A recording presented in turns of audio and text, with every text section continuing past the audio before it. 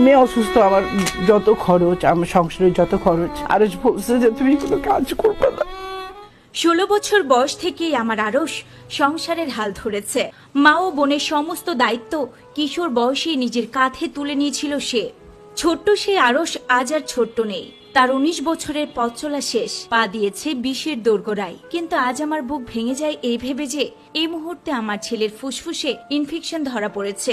বন্ধু বান্ধবের প্রভাবে স্কুল জীবন থেকেই সে সিগারেট ধরেছিল হাতে। বারবার তাকে নিষেধ করেছি, বোঝানোর চেষ্টাও করেছি, কিন্তু ছাড়তে পারিনি। ফলে ধীরে ধীরে অভ্যাসটা পরিণত হয়েছে ভয়াবহ আসক্তিতে। বলছে তুমি জীবনে অনেক কষ্ট করছো। চিকিৎসকের ভাষ্য, গত 19 বছরে তার ফুসফুসের যে ক্ষতি হওয়ার কথা ছিল তার 3 গুণ ক্ষতি হয়ে গিয়েছে মাত্র গত 6 মাসে। এই খবর শুনে আমি ভেঙে পড়েছি। আমি একজন মা, আমার বুকের ধন, আমার একমাত্র ভরসা আরশ খান। আজ আমি আপনাদের সবার কাছে, তার ভক্ত অনুরাগীদের কাছে শুধু একটি অনুরোধই করছি, আমার সন্তানের জন্য দোয়া করবেন যেন সে আবারও আগের মতো সুস্থ হয়ে যায়। যে ছেলে মা বোনের এই বয়সে দায়িত্ব নেয়। কথাগুলো বলতে গিয়ে কান্নায় ভেঙে পড়লেন আরশ খানের মা নীলা চৌধুরী।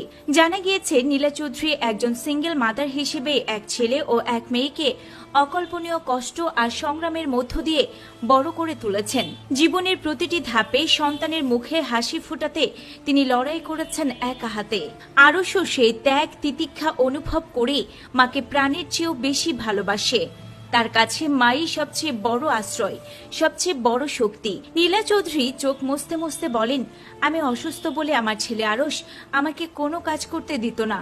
সবসময় বলতো, তুমি এখন বসে থাকবা, আমি কামাই করব, আর তোমার যে শখ আহ্লাদগুলো বাকি আছে সেগুলো বসে বসে পূরণ করবা। যে ছেলে মাত্র 16 বছর বয়স থেকে সংসারের হাল নিজের কাঁধে তুলে নেয়, মা এবং বোনের প্রয়োজন মেটাতে সঙ্গে সঙ্গে ছুটে আসে, সেই সন্তানের জন্য আমার একটাই দোয়া, আল্লাহ তাআলা যেন তাকে দীর্ঘায়ু দান করেন। আমি আমার সন্তানকে পৃথিবীর সবকিছুর চেয়েও বেশি ভালোবাসি। এর আগে নিজের ফুসফুসের ইনফেকশনের কথা জানিয়ে নিজের ভেরিফাইড ফেসবুক পেজে দীর্ঘ এক পোস্ট দেন আরশ খান। সেখানে তিনি লিখেন, স্কুল জীবনে শুধু বন্ধুদের সামনে সিগারেট খাওয়া শুরু করেছিলাম।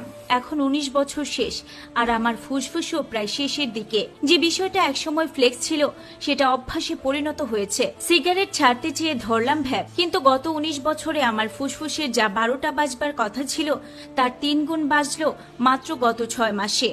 বিশ্বাস করো, সুস্থ থাকার চেয়ে বড় ফ্লেক্স পৃথিবীতে আর কিছু নাই।